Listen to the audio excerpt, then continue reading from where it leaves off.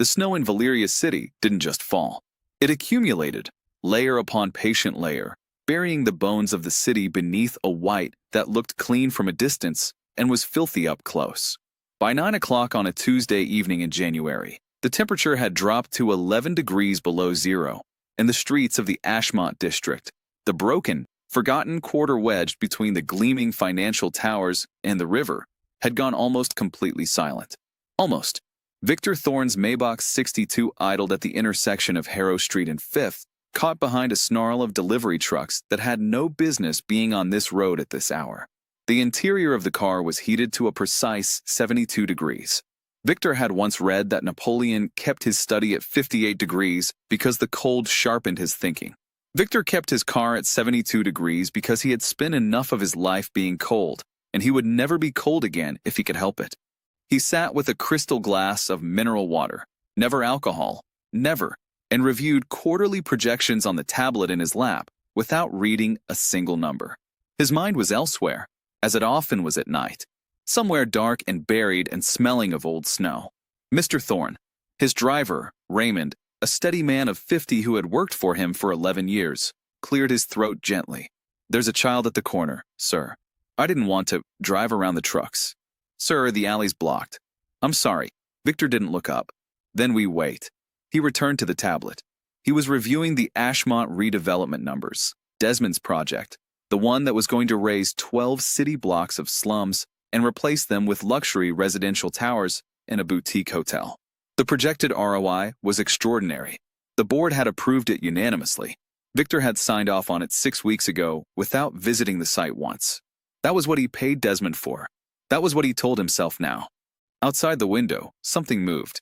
It was a peripheral thing, a flicker at the edge of his vision, small and low to the ground, the way mice moved in the walls of the group home where he'd spent 3 winters as a child. Victor's eyes tracked it before his brain gave the instruction, some animal reflex that had never fully left him. She was standing at the wire mesh trash bin on the corner of Harrow Street. 8 years old, perhaps. Perhaps younger.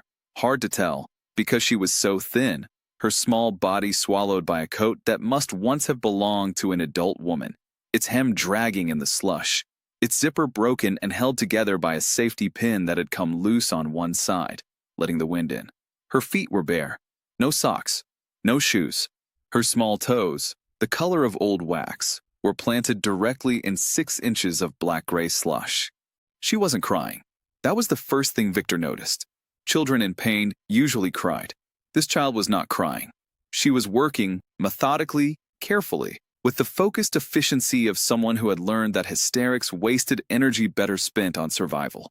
Her little hands, red and raw and trembling so violently they barely obeyed her, were reaching into the trash bin and removing a paper bag that Victor's assistant, Marcus, had discarded from the back seat 40 minutes ago when Victor had sent him away. Marcus had eaten half a roast beef and brie sandwich on sourdough and thrown the rest away without a thought. Victor had watched him do it and felt nothing. He felt something now. The girl found the bag.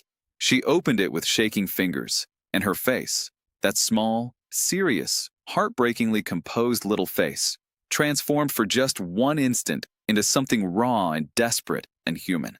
She found the sandwich.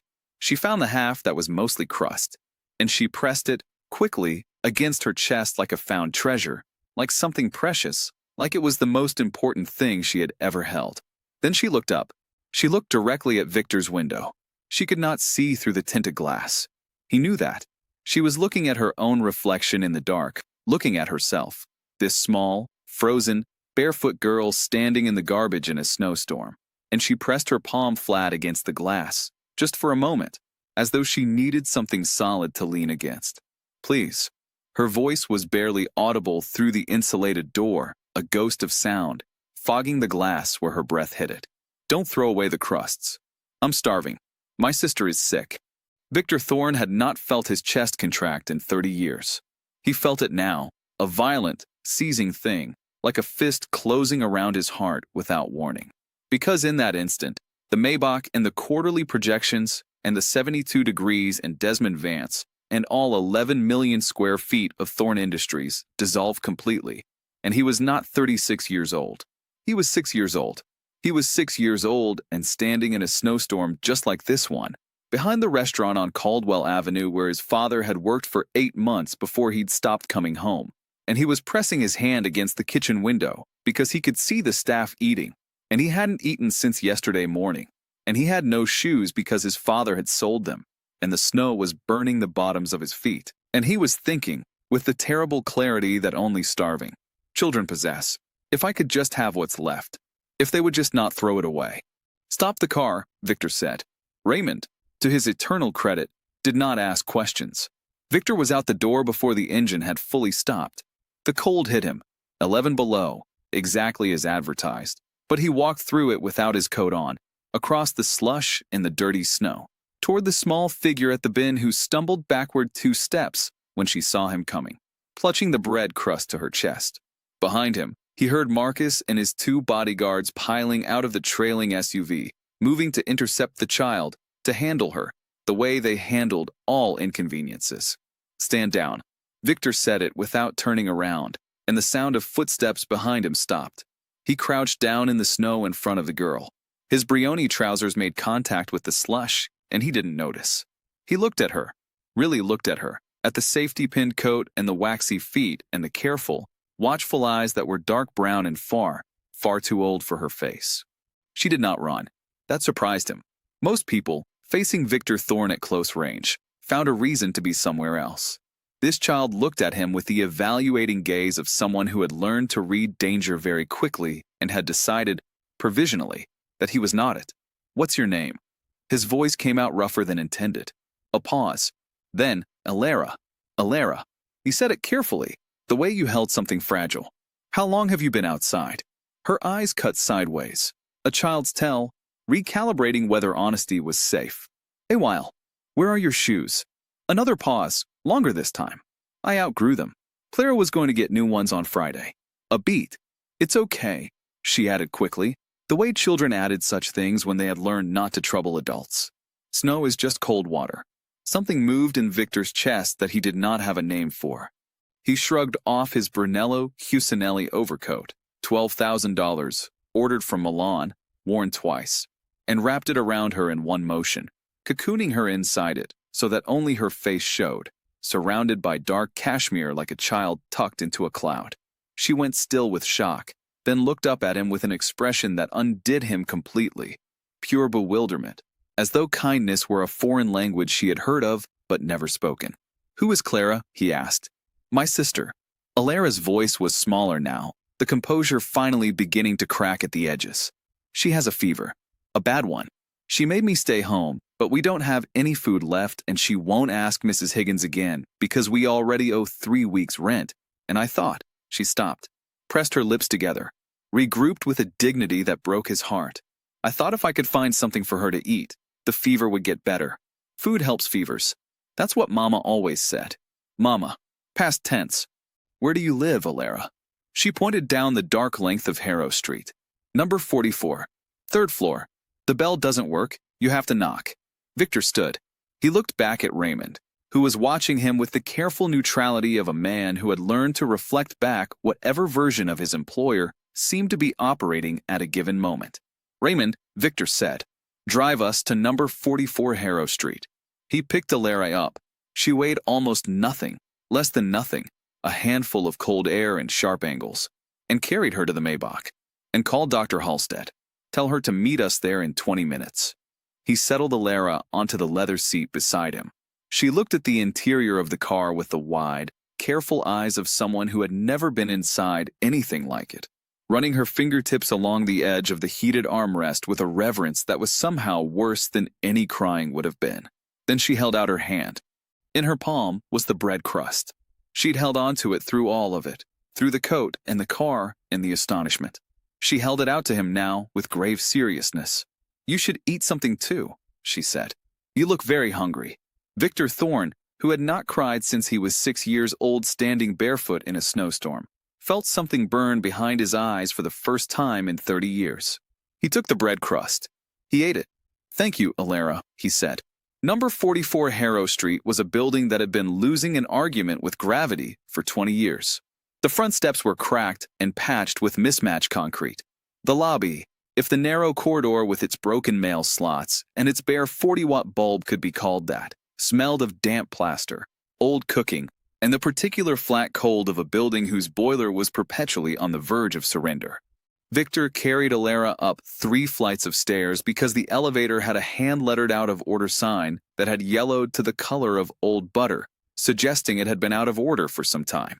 He noted the water stain on the second-floor ceiling, roughly the circumference of a bathtub, and the gap at the bottom of the hallway window where wind was coming through freely enough to move the edge of a notice taped to the wall, rent due first of month. No exceptions. The door to 3C had a small paper wreath on it, handmade, cut from brown paper bags and painted with what appeared to be green watercolor, decorated with cut-out stars. The kind of thing a child makes when she wants her home to feel like something. Victor knocked. Silence. Then a rustle, the sound of effort, and the door opened 6 inches on a chain. The face that appeared in the gap was pale with fever. Cheeks flushed an angry red against skin that was otherwise paper white, eyes bright and glassy in the particular way that meant a temperature above 102. Her hair was dark and unwashed and had been pulled back into a rough braid. She was wearing a green knit sweater that had been mended at the elbow with thread that didn't quite match. Despite all of it, despite the fever and the cold and the visible exhaustion that made her grip on the door frame look like it might be the only thing holding her upright, Clara Sterling stood as straight as a woman twice her height. Her eyes went immediately to Alara. One fast, total sweep, cataloging, wrapped in a coat that cost more than their monthly rent, held in the arms of a man she didn't know, unhurt. Clara's shoulders dropped 2 degrees with relief before she locked them back into place. Then she looked at Victor. It was not a welcoming look. "Alara," she said, and her voice was steady despite everything. "Come inside." "Clara, this is," Alara began. "Inside, sweetheart." Victor set the girl down. Alara, exhibiting a diplomatic instinct that was frankly more sophisticated than most of Victor's executive team, unwrapped herself from the coat, handed it to Victor, and slipped inside past her sister without further argument. Victor and Clara looked at each other through the 6-inch gap. She would not open the door further. He noticed that. "Mr.," she said. "Thorne." Something shifted in her expression, a fractional tightening. "I don't know how you found my sister, Mr. Thorne, but thank you for bringing her home. I can take it from here." She began to close the door. "I've called a doctor." The door stopped. "A doctor?" Her voice was careful. "I didn't ask for a doctor. Your sister told me you have a fever. The temperature outside is 11 below. If it progresses to..." "I appreciate the concern." The words were precise, individually placed, like stones across a river. "But we don't need a doctor. We're fine." Victor looked at the gap, at the mended sweater, at the knit lines around her eyes that were not age but exhaustion, at the way she was leaning, almost imperceptibly, against the door frame because standing unsupported required more energy than she currently had. "You have a temperature of at least 102, he said. "You live on the 3rd floor of a building with no working elevator or central heat. Your 8-year-old sister was outside in the snow, barefoot, because there was no food in the apartment." He paused, not for effect, simply to let the facts arrange themselves. "You are not fine." Silence from the other side of the door. The chain clinked faintly. Then Clara Sterling did something he did not expect. She unlatched the chain and opened the door all the way. Not as an invitation, as a confrontation. She stood in the full light of the doorway and let him see all of it. The tiny apartment behind her, the mattress on the floor covered with a quilted patchwork of mismatched blankets, the kitchen table with its single chair, the shelf above the radiator with its 2 mugs, and its collection of library books. She let him see it with her chin raised and her fever-bright eyes absolutely steady. "Then you see," she said, "that we are managing, as we have always managed, without charity." Victor reached into his interior jacket pocket and withdrew the envelope he'd had Marcus prepare in the car. 10,000 in cash, sealed. He held it out to her. She didn't take it. She looked at it for a long moment, and he watched something pass across her face. Want and need, and then something harder and cleaner than either. "No," she said. "Miss Sterling, no." Quieter now, but no less firm. "I don't know who you are, Mr. Thorne, other than a man in an expensive car who found my sister in the street. You don't know us. Money from strangers isn't kindness. It's a transaction, and I don't know what it costs yet. She met his eyes. If you want to help us, find my sister a pair of shoes that fit and call off your doctor. We'll manage the rest. Victor stood in the hallway of number 44 Harrow Street with $10,000 in an envelope that no one would take, and felt, for the first time in 11 years, as though he had walked into a room without knowing the rules. He put the envelope away. I'll cancel the doctor, he said, but I'm leaving the number, in case the fever gets worse overnight. Clara studied him for another moment, as though running a calculation. Then she gave a single, small nod. It was the most he was going to get. He turned to leave. Behind him, Alara's voice drifted from inside the apartment. He ate the bread crust, Clara. I gave it to him, and he ate it. A pause. Then Clara's voice, softer. That was very kind of you, sweetheart. Victor descended 3 flights of stairs and got back into the heated Maybach and sat in the dark for a long moment while Raymond waited without asking questions. The bread crust, $12,000 coat and a crystal glass of mineral water and quarterly projections, and he had eaten a bread crust that a starving child had found in a trash bin because she thought he looked hungry. He told Raymond to drive home. He did not sleep that night. By 4 in the morning, Victor had stopped pretending to sleep and moved to his home office on the 43rd floor of Thorn Tower, where the floor-to-ceiling windows showed him the whole of Valeria City spread out below in the dark, its lights blurred by falling snow. He stood at the window with his hands in his pockets and looked at the Ashmont district, invisible from here, swallowed by distance and darkness, and thought about a girl with bare feet and a mended sweater. He spent the next 3 hours making calls he had no legitimate business making at 4 in the morning. His HR director, Janet Moss, was accustomed to irregular hours. His head of facilities management, a meticulous Scotsman named Alistair, was not, but answered anyway because the call came from the CEO's personal line. At 7 o'clock, he sent Marcus to buy a pair of winter boots in a child size 4 from a children's boutique on Meridian Avenue. He specified, waterproof, insulated to -30, with ankle support. He did not specify a price cap. At 8:45, Clara Sterling received a call from Thorn Industries' HR department offering her the position of Records and Archives Coordinator at the company's main headquarters. The salary was $62,000 per year, plus full medical and dental coverage for 2 dependents, effective immediately, with a 3-month advance on salary available upon signing. At 9:30, Victor was in his 47th floor corner office, working through a stack of acquisition briefs, when his assistant called through the intercom with a voice that suggested she had not been asked to handle this particular situation in her 12 years of employment. Mr. Thorne, there's a woman at the front desk. She doesn't have an appointment. She says her name is Clara Sterling and that she needs to speak with you immediately. A pause. She appears to be running a fever, sir. She looks quite unwell. Security has offered to help her leave, and she has, declined. Victor set down the acquisition brief. Send her up, he said. She arrived looking exactly as she had in the doorway of 3C, straight-backed, fever-flushed, and furious. She had braided her hair and worn what was clearly her best coat, a camel-colored wool that had been dry-cleaned recently and had a small tear at the left cuff that had been carefully stitched. She held a printed email in one hand. The offer letter he recognized, and she walked across the 47th floor office with its view of the city and its original Rothko and its gleaming conference table with the expression of someone who had rehearsed this walk very carefully and was not going to let a Rothko intimidate her. She stopped on the opposite side of his desk and placed the offer letter on it, face up, between them. $62,000, she said. It's a competitive salary for a records clerk?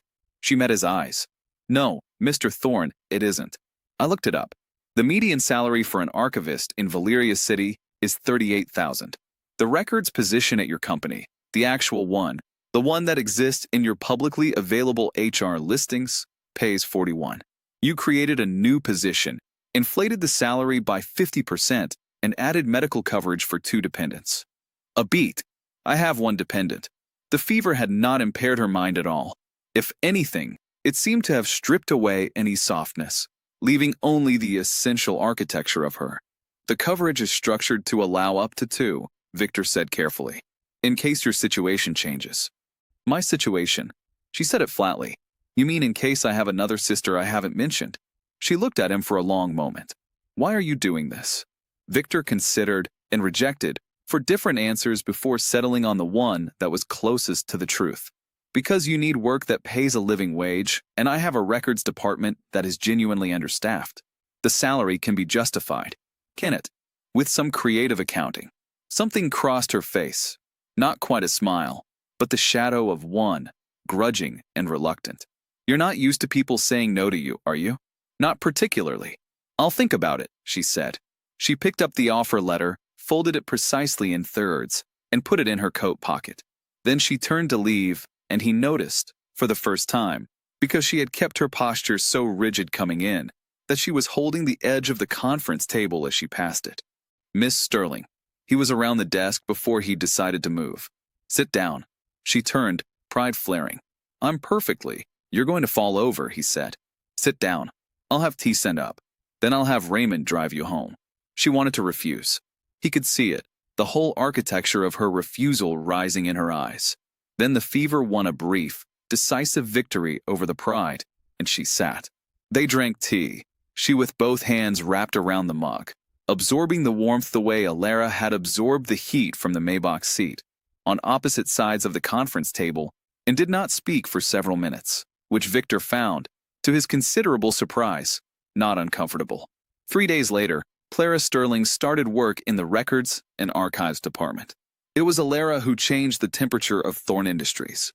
She appeared for the first time on a Thursday afternoon, 3 weeks after Clara started work, materializing at the front desk at 4:15 with a school bag on her back and her new boots, waterproof, insulated to -30, on her feet. She had figured out, with the unerring instinct of an 8-year-old navigating an adult world, that if she told the security desk she was Clara Sterling's sister and asked very politely if she might wait inside rather than on the street, most people found it difficult to say no. Most people did not include Victor Thorne, who was not supposed to know she was there, and who found out anyway because Raymond mentioned it while driving him back from a lunch meeting, and who subsequently took the elevator to the 43rd floor, not the 47th, not his floor, and went to the records room, where Alara was sitting at a small table Clara had arranged in the corner, doing homework with a pencil she held with her whole fist. She looked up when he appeared in the doorway. Hello, she said. Hello. He looked at the homework, multiplication tables, neatly copied, one mistake marked with a small sad face rather than crossed out. Does your teacher use sad faces? Alara looked at the paper. No, I do. Crossing out is wasteful. Sad faces take up less space. She considered him. You can sit down if you want. Clara says I'm not supposed to bother people, but she didn't say anything about people bothering me. Victor sat on the edge of Clara's desk. Alara returned to her multiplication tables. She worked in silence for approximately 90 seconds before reaching into her school bag and producing a small paper bag, from which she extracted 2 wrapped candies, the cheap kind, fruit-flavored, the sort sold in glass jars at corner shops for 5 cents each. She placed one in front of him. Orange or strawberry, she said. You can choose first.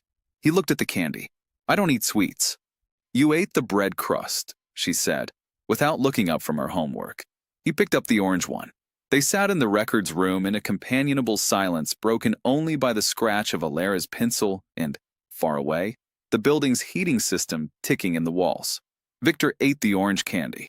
It tasted like synthetic citrus in excessive optimism, and he thought it was possibly the best thing he had put in his mouth in years. You look like you have a headache, Alara observed. I have a 7 o'clock board call. She considered this. What does a board call mean? It means a group of people arguing about money. Oh, pause. Does the money go to people who need it? The question sat in the room with the stillness of something much heavier than 7 words. Generally, Victor said, no. Alara absorbed this with the solemn attention she gave to all information. That seems like a bad reason to have a headache, she concluded, and went back to her multiplication tables. She came back on Monday, and Thursday, and the following Tuesday. She always brought 2 candies, always gave him the first choice, and she never asked him for anything, and she never treated him with the wariness or the performing deference that every other human being in Thorne Industries brought into his orbit. She talked to him the way she talked to the building's janitor, Mr. Fowler, whom she had apparently also befriended, as an equal, casually, as though his net worth were a footnote that didn't affect the fundamental transaction of being a person. Victor began, against his considerable will, against 30 years of careful construction, to look forward to Thursday afternoons. Clara noticed. He could tell by the way she watched him when he came down to the records room. Careful, assessing, the way she had watched him through the gap in the door of 3C. Looking for the angle, looking for the cost. He didn't blame her. He would have done the same. One evening in February, as Raymond drove him home past the illuminated windows of Harrow Street, Victor found himself wondering, for the first time in 30 years, whether what was inside the lit windows was warm. The Ashmont redevelopment project appeared on Victor's calendar for the first time in 3 months on a Tuesday in late February, in the form of a 15-minute briefing request from Desmond Vance. Desmond was a large man who occupied space aggressively, filling boardrooms and offices with his voice and his expensive aftershave in a way that was designed to suggest inevitability. He had been with Thorne Industries for 8 years and had made himself useful in the way that certain people made themselves useful, by handling the things that needed to be handled and not troubling the CEO with the particulars of how. He spread the project timeline across Victor's conference table with the satisfaction of a man displaying a fine meal. Phase 2 begins March 7th, he said. Demolition of blocks 9 through 14. We've notified residents. 60-day notice, standard compliance. Relocation packages have been distributed. He tapped a spreadsheet. The numbers look excellent, Victor. We're on track for groundbreaking on the East Tower by, what's the relocation package? Desmond paused. A very small pause, barely a hesitation, but Victor had not built an empire by missing small pauses. 3 months supplemental housing assistance, plus a referral to the city's housing voucher program. Standard for 3 months. Standard for developments of this. In the middle of winter. Victor looked at the map. Blocks 9 through 14. Harrow Street ran through Block 11. What's the average wait time for the city's housing voucher program? Desmond's smile didn't waver. Approximately 18 months in the current market, but the 3 months buys them time too. To find an apartment in a city with a 0.4% vacancy rate. Victor looked at the demolition date again. March 7th. Push it back. Desmond's smile shifted into something else. Not quite gone, but rearranged. Victor, the contractors are scheduled, the permits are filed, the financing is structured around a March groundbreaking. If we push the demolition by even 60 days, we're looking at a $15 million. Push it back 60 days and increase the relocation package to 12 months. Find a property management company to partner with on guaranteed placement. And I want to personally review the resident list before we proceed. Victor picked up his pen. That's all, Desmond. Desmond gathered his materials with the careful movements of a man who was very angry and had chosen not to show it. Of course, he said at the door. He pushed nothing back. Victor didn't know this yet. On the 1st of March, Clara Sterling received a notice slipped under the door of 3C at number 44 Harrow Street. It was printed on Thorne Industries letterhead. She recognized it now, that precise font on cream paper, and it informed her that demolition of the block would commence on March 7th and that she had 7 days to vacate. The relocation package was 3 months housing assistance and a voucher program referral. She read it twice, standing in the kitchen in her work clothes, and then she sat down at the table with the single chair and put her face in her hands. She sat that way for approximately 30 seconds. Then she stood up, put her coat on, and went downstairs to knock on 4 neighbors' doors. By Thursday evening, Clara Sterling was standing on the steps of the Ashmont Community Center with 43 neighbors behind her and a handmade sign reading "We live here too." And a reporter from the Valeria City Courier had their phone out, recording. She did not know that the name on the demolition notice was her employer's. She had not made the connection yet. Victor Thorne, in his 47th floor office, did not know any of this. Between them, in the machinery of Desmond Vance's ambition, the gears were already turning. The storm that hit Valeria City on the night of March 6th was the worst in 11 years. The Weather Service had named it. The city had issued advisories. The schools had closed. None of this mattered to the crew of 20 men that Desmond Vance had contracted, privately, through 3 layers of shell companies, at a rate that did not appear in any Thorne Industries ledger, to begin preliminary demolition work on the night of the 6th rather than the 7th. 1 day early. Just 1 day. before any last-minute injunctions could be filed, before the woman at the community center could get her lawyer on the phone. Victor was at a dinner with the Valeria City Municipal Finance Committee when his phone rang. He looked at the screen. Marcus. He declined it. It rang again, immediately. He looked at the screen. Marcus. He excused himself from the table. There's been an incident at Ashmont, Marcus said. His voice had the particular flat quality it acquired when he was delivering information he would have preferred not to possess. A demolition crew. Block 11, Harrow Street. The building at 44 has structural damage to the east stairwell. There was a partial collapse of the second-floor landing.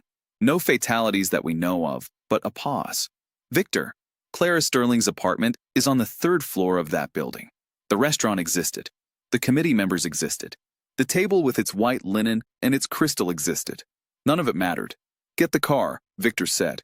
He was out the door before Marcus finished the sentence. The scene on Harrow Street was chaos organized by cold. Emergency vehicles had blocked the street from both ends. Their lights strode blue and red through the falling snow, illuminating the dust that was still drifting from the east face of number 44, where a section of stairwell had given way. A crowd had gathered on the opposite pavement. Residents, neighbors, people wrapped in whatever they'd grabbed, and police officers were keeping them back from the debris. Victor got out of the Maybach and walked straight through the police line. Sir, you can't. Call Lieutenant Marsh. Tell him Victor Thorne is on site. He didn't slow down. Now. He found them behind the building, in the alley where the fire department had staged the rescued residents. Clara was sitting on a fire truck's running board with a foil emergency blanket around her shoulders and a paramedic's flashlight in her eyes.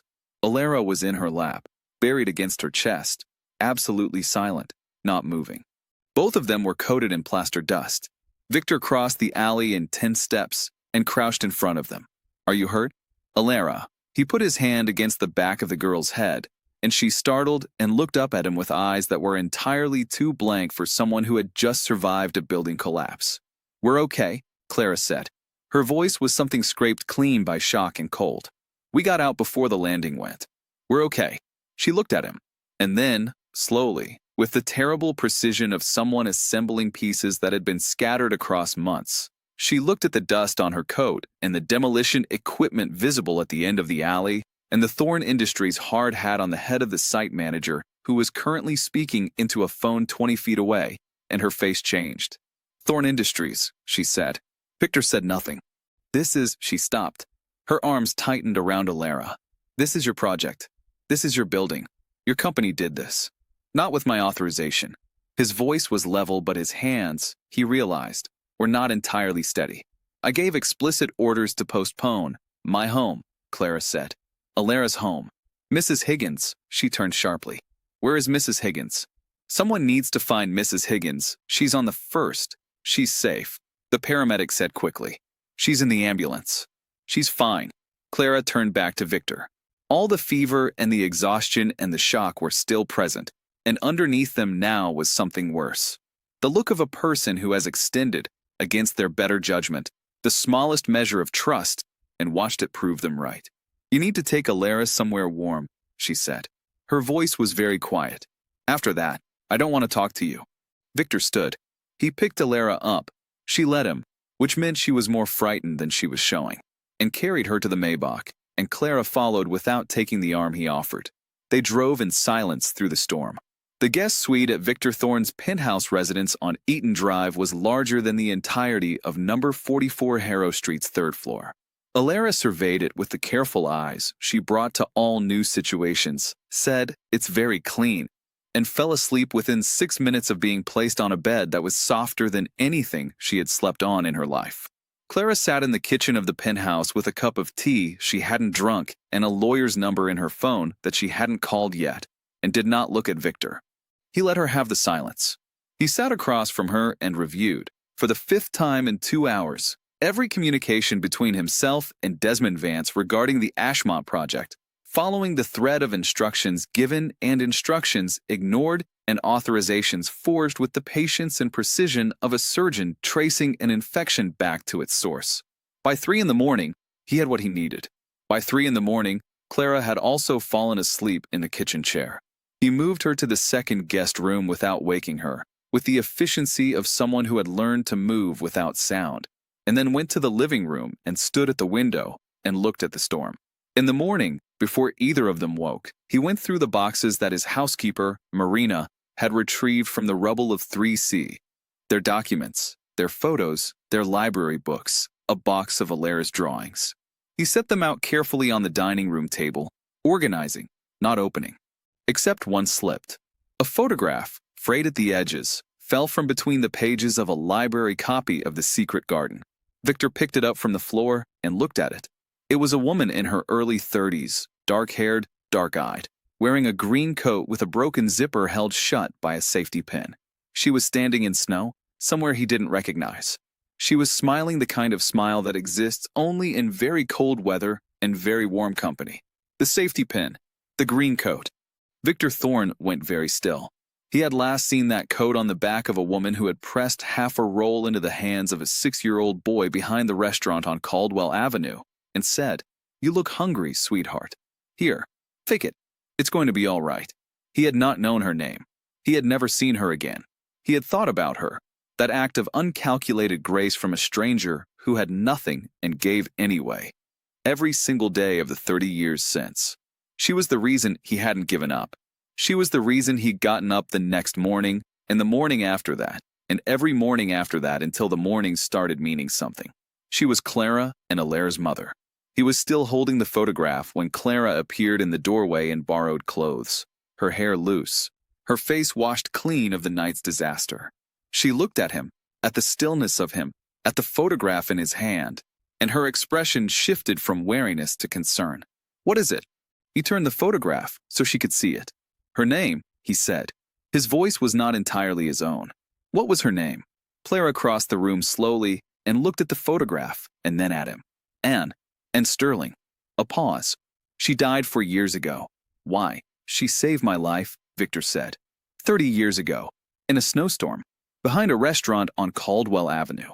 He looked at the photograph and then at Clara, and something in his face that had been held in place by 30 years of forcible simply gave way. "She gave me half of her bread roll. I hadn't eaten in 2 days. I was 6 years old, and I had stopped believing anything was going to be all right." He paused. "She told me it was going to be all right." Clara stood very still. "I never knew her name," he said. "I looked, years later, when I had the means to. I never found her." He set the photograph down on the table, carefully, like something consecrated. "She was your mother." The kitchen was entirely quiet except for the sound of the storm easing, finally, outside. Somewhere in the guest suite, Alara turned over in her sleep. Clara sat down. She put her hand over her mouth, not to contain a sob, but to contain something too large for her face. Grief and recognition and some vast, unnameable thing that ran in both directions through time simultaneously. "She never told us that story," Clara said finally. Her voice was very small. She had so many. She was always giving things away. Even at the end, when she had nothing. She looked up at Victor. She would have liked knowing it mattered. Victor said nothing, because there was nothing adequate to say. It mattered, he told her anyway. It was everything. The emergency board meeting was called for 9 o'clock on a Thursday morning, 10 days after the Harrow Street collapse. Victor called it himself, from his car, with a voice that his assistant described afterward, privately, to Raymond, as very quiet in the way that means extremely dangerous. The Thorne Industries boardroom occupied the entire eastern half of the 48th floor. It seated 22 people around a table of polished black granite that had been imported from a quarry in Scandinavia at a cost that still occasionally appeared in profiles of the company as evidence of extravagance. The 16 members of the board arrived on time because no one arrived late to a meeting called by Victor Thorne in that tone of voice. Desmond Vance arrived last. He had spent the preceding 10 days conducting the outward performance of concern and damage control while executing, through 3 different law firms, a strategy to insulate himself from any documentation that linked him to the unauthorized early demolition. He was fairly confident in his position. He was also, Victor had observed over 8 years, a man whose confidence was precisely as large as his willingness to underestimate everyone around him. Victor was already standing when they came in. He had not sat down. He stood at the head of the table in his usual suit. No tie this morning. which the board members, who paid attention to such details, noted as notable, with a file in front of him and his hands flat on the table. He waited for the doors to close. "Desmond," he said, "sit down." Desmond sat. "8 weeks ago," Victor said, "I instructed you, verbally and in writing, to postpone demolition of blocks 9 through 14 in the Ashmont project by a minimum of 60 days and to increase the resident relocation package to 12 months assistance with guaranteed placement. I have the email." He didn't hold it up. "You confirmed receipt. You didn't comply. You instead accelerated the timeline by 24 hours and contracted a crew outside of our standard vendor network, through a shell company registered in your wife's maiden name, to begin preliminary demolition on the night of March 6th. The room was absolutely still. As a result, Victor continued, in the same level voice, a structural failure occurred in a residential building with occupied units. 47 residents were displaced in a blizzard. 2 of them were a 25-year-old woman and her 8-year-old sister. He paused. A very deliberate pause. That's Desmond's record on the matter. He opened the file and distributed copies around the table in a single motion, one to each board member, one placed face up in front of Desmond. "This is mine." He let them read for 30 seconds. Wire transfer records from Vance Capital Holdings, Desmond's personal fund, to the Shell Contracting Company. Internal communications from Desmond's secondary email account, which our IT security team has been authorized to access pursuant to the fraud clause in his employment contract, showing that he planned to use the accelerated demolition timeline to avoid a city ordinance that, had it been triggered by a delayed start date, would have required him to disclose a conflict of interest, specifically that Vance Capital Holdings held a minority stake in 3 of the subcontractors on this project. Desmond's color had changed. He opened his mouth. "I'm not finished," Victor said. Desmond closed his mouth. "I am terminating Desmond Vance's employment effective immediately, for cause, under sections 12.3 and 14.1 of his employment agreement. I am directing our legal team to file a civil action against him for fraud, breach of fiduciary duty, and tortious interference. I am also personally contacting the Valeria City District Attorney's Office, because what happened on March 6th was not a corporate compliance failure. It was reckless endangerment of 47 human beings." Victor looked directly at Desmond for the first time since he'd spoken. People with names. People with children. The silence in the room had a texture to it, something between awe and the particular animal stillness of a group of people recalibrating their understanding of their own safety in this building.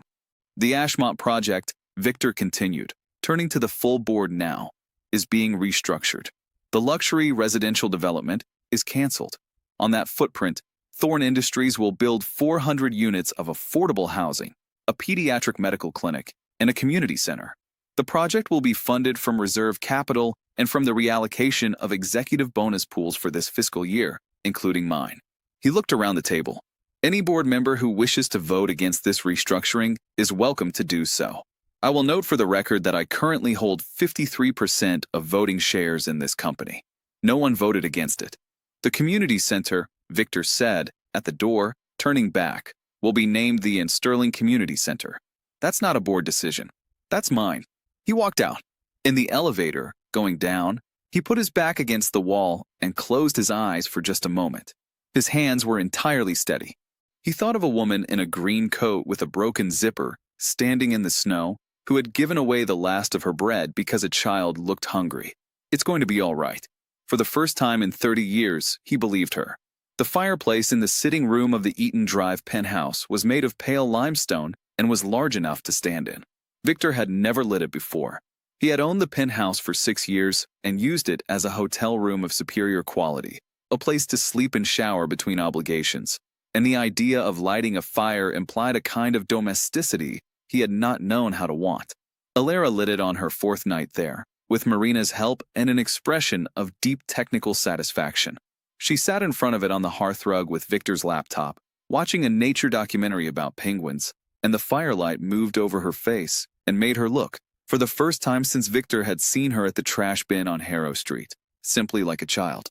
Clara sat on the sofa behind her, her sock feet tucked under her, her hands around a mug that had been refilled twice. She had been quiet since the boardroom news broke, not withdrawn, not cold, but quiet in the way of someone who was very carefully examining something they had decided to let themselves have. Victor sat in the armchair across from her, and they watched the fire together, and Alara commented periodically on the penguins, and outside the city went about its business. "You should have told me," Clara said eventually, quietly, without accusation, more like someone closing a loop. "About the project. When you recognized the street." "Yes." No equivocation. "I should have. I understand why you didn't." She looked at the fire. "I think you wanted to fix it yourself before I found out. I think that's a thing you do. Carry things alone until you've solved them." He considered this. "Yes. It's a terrible habit. I know." Alara, without looking up from the penguins, said, "Mr. Victor, did you know that penguins keep their eggs warm on their feet?" "I did not know that." "You should put warm things on your feet," she said seriously, "for when you're sad." Clara made a small sound that might have been laughter.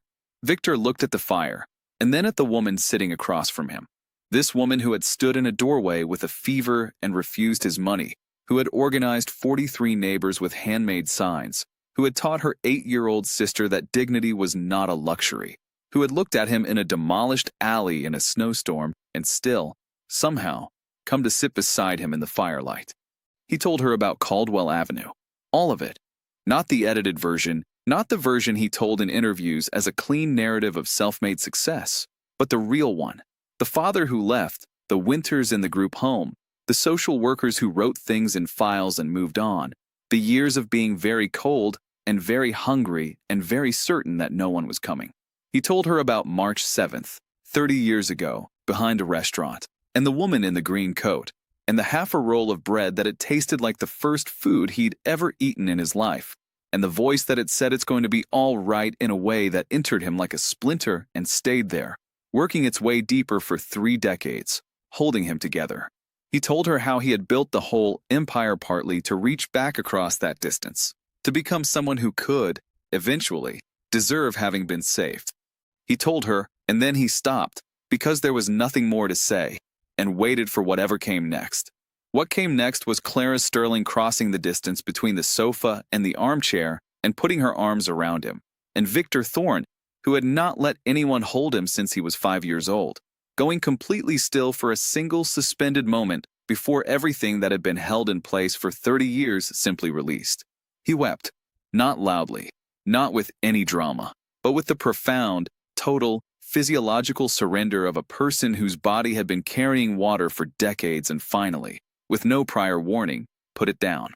Clara held him and said nothing, because she understood, as her mother had understood, that sometimes the thing a person needed most was simply for someone to stay. Alara, from the hearthrug, looked over once. Then she looked back at the penguins and said, softly, "It's okay, Mr. Victor. The penguins always feel better in spring." Spring came to Valeria's city slowly, the way it always did in northern cities, not all at once, but in dispatches, small preliminary promises. A week of temperatures above freezing, then rain instead of snow. Then, in the first week of April, a morning that smelled of wet earth and something green beneath it, and the sound of water running freely in the gutters where ice had been. The Sterling Community Center opened on a Tuesday in May, with a ribbon of green ribbon. Alara had chosen the color, and a small crowd of Ashmont residents who had, against considerable odds, remained a community through everything that had tried to scatter them. Mrs. Higgins was there, in a hat with a paper flower, complaining about the catering, too many little sandwiches, not enough substance. What is a person supposed to do with one bite of something, while consuming her 4th little sandwich? She had been one of the first residents placed in the new affordable housing development, a 2-bedroom unit with working heat and an elevator that functioned, and she complained about it with the vigorous satisfaction of someone who had nothing genuine to complain about for the first time in years. Alara stood at the center's entrance with a green ribbon in each hand and the focused expression of someone executing an important ceremonial duty. She was wearing a dress that was blue and had a sash that she had decided needed to be tied in a specific type of bow that had taken Marina 40 minutes and 2 YouTube tutorials to achieve. Her feet were in shoes, new ones, the 4th pair since March, because she kept outgrowing them, which Clara said was an excellent sign. She had also, in the past 2 months, acquired a school tutor, a library card that was used aggressively, a best friend named Petra from the new building's 3rd floor, and the unshakable conviction that she was allowed to have these things permanently. Victor stood with Clara at the edge of the gathered crowd, slightly removed. His instinct was always to be at the edge of crowds, watching, and watched Alara supervise the ribbon cutting with the authority of a very small general. "She's going to run a country someday," Clara said. Several, Victor agreed. Clara's hand was in his. This had happened incrementally. Not a single moment, but a sequence of evenings by the fireplace. Mornings in the kitchen arguing about coffee. She drank it black. He maintained this was barbaric. She maintained his preference for a beverage that took 6 minutes to make and contained foam was a character flaw, until the distance between them had simply ceased to exist. They had not announced anything. They didn't need to. Alara had announced it for them, approximately 3 weeks ago, by introducing Victor to Petra's mother as "my Victor," and had looked surprised when anyone found this remarkable. The ribbon was cut. The crowd applauded. Alara looked over at the two of them with an expression of profound approval. Across the park, freshly laid, its first real spring grass still tentative and bright. The new housing units rose in pale brick, their windows lit by morning sun. Families moved inside them. Children ran between them. A woman hung laundry from a third-floor window, the sheets catching the April wind. Valeria City did not become soft. It was not that kind of city, but it had, in that one corner, in those 12 blocks, become something it had not been before. A place where the people who kept its lights on and its restaurants running and its streets clean could also afford to sleep. It was not enough. Victor knew it was not enough, that it was 12 blocks in one city in one winter, and that the machinery that made winters like Alara's was vast and indifferent and would require more than one man's remorse and one woman's dignity to dismantle. He knew this the way he knew everything inconvenient, clearly, without comfort, with the flat acknowledgement of someone who was going to have to work with the knowledge rather than against it. But it was something.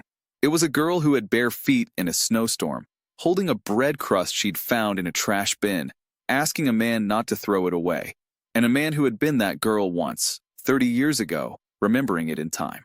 Alara ran across the new grass toward them and threw herself at Victor with the confidence of someone who has never, not even once, been dropped. He caught her. He always caught her, and swung her up, and she laughed the way children laughed when they were entirely safe, without restraint, without calculation, with the whole bright force of it. "Can we get ice cream?" she said. "It's 50 degrees outside," Clara said. "Ice cream is for all temperatures," Alara said, with great patience. Victor looked at Clara over the top of Alara's head. She was looking at him with an expression he had been learning to read over the preceding months, something that lived in the country between exasperation and something much warmer, something that had no name more precise than home. "Ice cream," he said. "Ice cream," Clara agreed, and took his free hand, and the three of them walked out of the park and into the tentative spring of Valeria City, in the direction of the ice cream shop 2 blocks east, where the girl behind the counter would remember them. The tall man who always got the smallest cup, the woman who got 2 scoops of something seasonal, and the little girl who got the biggest cone they made and ate all of it without once getting it on her dress. They would come back in summer, when the community center's courtyard fountain was running and the new playground was full and the evening light stayed long enough to eat outside.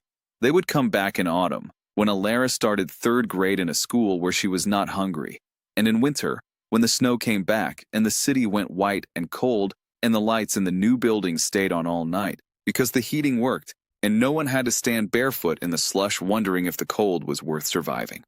They would come back every season. They were home. The Sterling Community Center opened its pediatric clinic in August of the same year. In its first 12 months, it served 947 children in the Ashmont district. The waiting room had a mural on the east wall, painted by a local artist, commissioned by the center's founding donor, depicting a woman in a green coat standing in snow, smiling. Below it, in small bronze letters, for Anne, who knew that bread, given freely, could last 30 years.